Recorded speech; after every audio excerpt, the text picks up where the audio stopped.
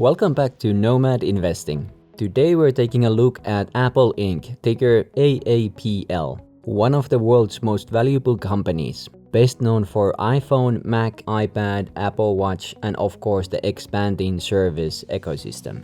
Now here's the thing, Apple stock has been trading relatively flat compared to the highs of few years ago. Over the last year, it's only up by 5%. Compare that to its big tech peers, Microsoft, Google, and Amazon that are up 20 to 50%. But with Apple sitting as a massive 3.4 trillion market cap, investors are asking, can Apple still deliver strong returns from here? Stick around until the end, because we'll go through Apple's business overview, financials, future opportunities and risks, and finally calculate an intrinsic value for Apple to see if Apple stock is a buy at today's prices. Overview. I actually have a separated video called What Does Apple Do? Link below if you want a full deep dive into the company's businesses. But for now, let's quickly recap what Apple does. Apple is one of the most recognizable companies in the world, with multiple product categories. iPhone, still the largest revenue driver, making up about half of the sales. Mac and iPad, steady sales from them, though growth is limited. Wearables includes Apple Watch and AirPods, which have become billion-dollar product lines on their own. Services, one of Apple's fastest growing businesses. App Store, iCloud, Apple Music, Apple TV Plus, Apple Pay, and more. What makes Apple unique is its ecosystem mode. Every product and service connects seamlessly, which keep customers inside Apple's world and encourages repeat purchases year after year. Financials. Apple trades around $230 per share today. Its forward EPS is about $7.30, giving it a forward PE ratio of around 31. Bit expensive compared to the market average of around 23 forward PE ratio. The company pays a dividend of around $1 annually, which is a modest yield of around 0.4%. Small, short interest. On the revenue side, Apple's revenues per share have steadily increased over the past decade, moving from around $6 in 2012 to over $27 TTM. EPS followed the same trend, going from $1.5 to around $6.50 TTM. Similar story with cash flows. Margins remain strong, operating margin hovers around 30%, and profit margins hovers around 25%. Apple's balance sheet is mixed. Long-term debt is about $82 billion. Total equity has fallen to around $65 billion, showing Apple is heavily leveraged compared to 10 years ago. Still, Apple is a cash machine, with strong cash flow supporting dividends and massive stock buybacks. Future. Let's start with the opportunities. Service growth. Apple's shift from hardware to services provides recurring high-margin revenue. AI and AR/VR.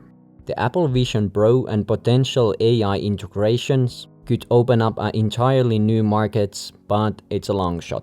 Emerging markets. iPhone adoption in India and other developing regions remains a huge growth runway. Ecosystem expansion. The stickiness of Apple's ecosystem means customers are less likely to leave once they're in. Risks. Slow iPhone growth.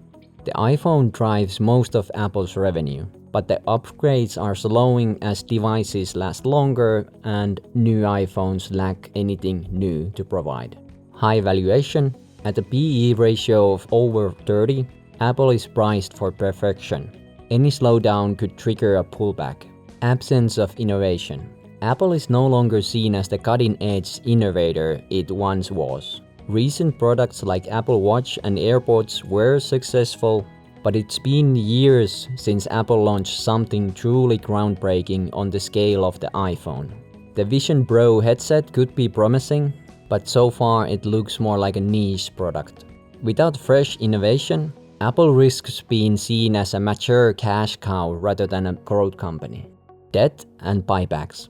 Apple has been aggressively using debt to repurchase shares, even at today's elevated valuations. Buybacks aren't free money. When a company buys back its own shares, it's essentially making an investment in itself. If that investment is done at too high of a price, it actually destroys shareholder value instead of creating it. I believe Apple is at risk of doing just that, burning through investors' money by repurchasing shares at inflated prices.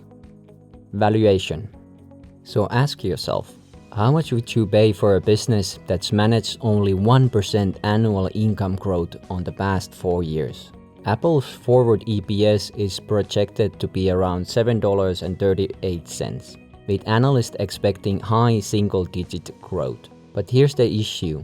Over the past 4 years, Apple's net income has grown only about 4% in total. Not per year, but in total. EPS has increased, yes, but that's mainly because of the massive share buybacks, not because of the underlying business is expanding. In fact, Apple hasn't even managed to outpace inflation during this period. That said, Apple does have an enormous and loyal customer base that keeps buying its products, so some growth is reasonable to expect. To stay conservative, I'll project a 5% growth for the next 5 years, followed by 4% beyond that. And as always, I require a return of 12% from my investments. Historically, Apple's PE ratio has ranged from 10 to 40, with the median around 23. Given the company's slower growth and massive size today, I believe a fair PE multiple going forward should be closer to 17, appropriate for a mature cash-generating machine like Apple. Using those assumptions, my target price for Apple is roughly $115 per share, with the stock currently around $230. I believe Apple is way overvalued right now. That said, Apple is still one of the strongest and most profitable businesses in the world. Its ecosystem lock-in massive cash generation and growing services segment gives it a very wide moat. But at today's valuations, I believe investors should be cautious. Apple's slowing growth, its reliance on expensive buybacks that destroy shareholders' value, and its lack of meaningful innovation are not a recipe for long-term success. I personally sold my remaining Apple shares and reinvested the money elsewhere, because I think once Apple can no longer finance buybacks with debt, the party comes to an end. And remember, this is not financial advice. Always do your own research before investing. If you agree with this analysis, hit the like button. If you think I'm underestimating Apple, leave a comment and let me know why. And while you're at it, subscribe so you don't miss my next video.